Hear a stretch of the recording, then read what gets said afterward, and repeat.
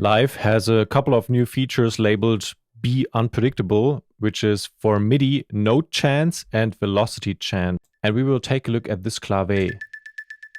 So I'm going into the MIDI editor, and you can see if I'm dragging this higher, we have velocity set up right here, but it looks a little different than in Live 10 and prior versions.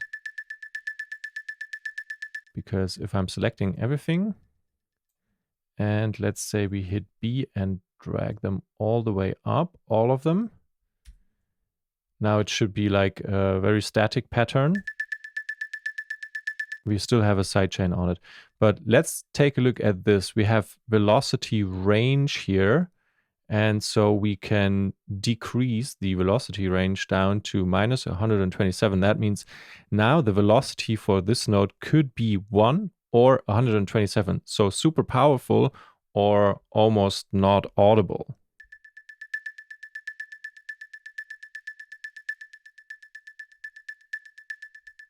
You can also set the range tighter.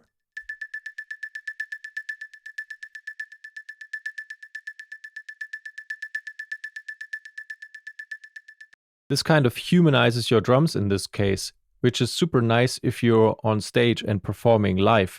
And another thing, if you're live looping, for example, could be very interesting, which is the probability. So how probable is it that this note will even happen at all?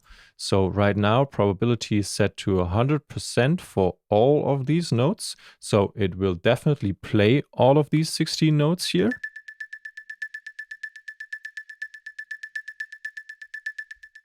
But what happens if I'm setting the probability for, let's say, for the first couple of notes, we are setting the probability to 50%. Let's actually do it for all notes.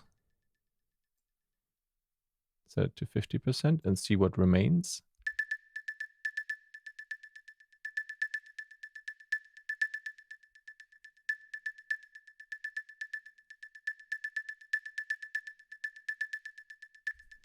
Well, now they could happen or they don't happen. It's kind of interesting because you almost never getting the same pattern again, which could be interesting for, you know, hi-hats and drums and stuff. Because if you're live looping, they could be repetitive.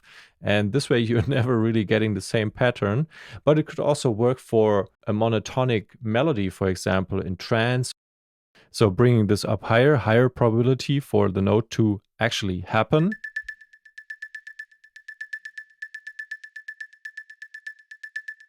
And we can also completely randomize those values. So click on Randomize and it will randomize your probabilities here.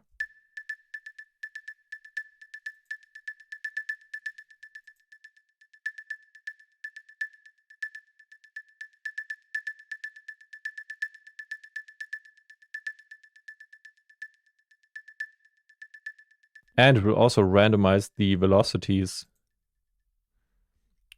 Well, depending on what you select. Now it only randomizes the probabilities. If I select the velocities, those will be randomized. And again, I can pick different ranges for velocity here. And we can also go into the positive spectrum, which is above the note if it's lower than 127 here. So this looks a little bit nerdy, but it's definitely something that's interesting if you're using Ableton a lot to perform live on stage and to loop live. This is where this starts to make really sense. And then, of course, for generating ideas for your drum patterns or for static monotonic melodies could be interesting as well.